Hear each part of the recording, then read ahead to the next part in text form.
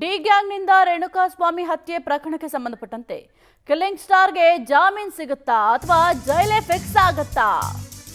D ಗ್ಯಾಂಗ್ನಿಂದ Renukaswamy ಹತ್ಯೆ ಪ್ರಕರಣಕ್ಕೆ ಸಂಬಂಧಪಟ್ಟಂತೆ ಕಿಲ್ಲಿಂಗ್ ಸ್ಟಾರ್ ನಟ ದರ್ಶನ್ಗೆ ಜಾಮೀನು ಸಿಗುತ್ತಾ ಅಥವಾ ಜೈಲೇ ಫಿಕ್ಸ್ ಆಗುತ್ತಾ? ಇಂದು ದರ್ಶನ್ ಸೇರಿ 6 ಆರೋಪಿಗಳ ಬೇಲ್ ಭವಿಷ್ಯ ನಿರ್ಧಾರ ಆಗಲಿದೆ. ಮಧ್ಯಾಹ್ನ 2:30ಕ್ಕೆ ಅರ್ಜಿಯ ವಿಚಾರಣೆ ನಡೆಯಲಿದೆ. ಹೈಕೋರ್ಟ್ನಲ್ಲಿ ಅರ್ಜಿಯ ವಿಚಾರಣೆ ನಡೆಯಲಿದೆ.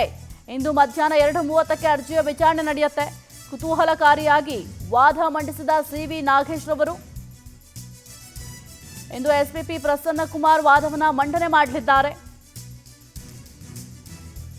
ಇಂದಿಗೆ ವಿಚಾರಣೆಯನ್ನ ಹೈಕೋರ್ಟ್ ಮುಂದೂಡಿತ್ತು.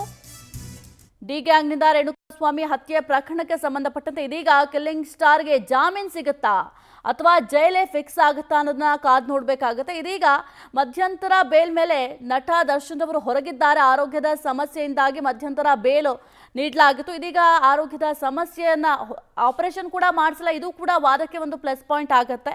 ಹಾಗಾಗಿ ಇವತ್ತು ಏನಾಗುತ್ತೆ, ಅಕಸ್ಮಾತ್ ಏನಾದರೂ ಜಾಮೀನು ಸಿಗುತ್ತಾ ಅಥವಾ ಜೈಲೇ ಫಿಕ್ಸ್ ಆಗುತ್ತಾ ಅನ್ನೋದನ್ನ ಕಾದು ನೋಡಬೇಕಾಗತ್ತೆ. ಇಂದು ಮಧ್ಯಾಹ್ನ 2:30ಕ್ಕೆ ಅರ್ಜಿಯ ವಿಚಾರಣೆ ನಡೆಯುತ್ತೆ. ಅರ್ಜಿಯ ವಿಚಾರಣೆ ಆದ ನಂತರವೇ ಈ ಎಲ್ಲ ಪ್ರಶ್ನೆಗಳಿಗೂ ಉತ್ತರ ಸಿಗುತ್ತೆ.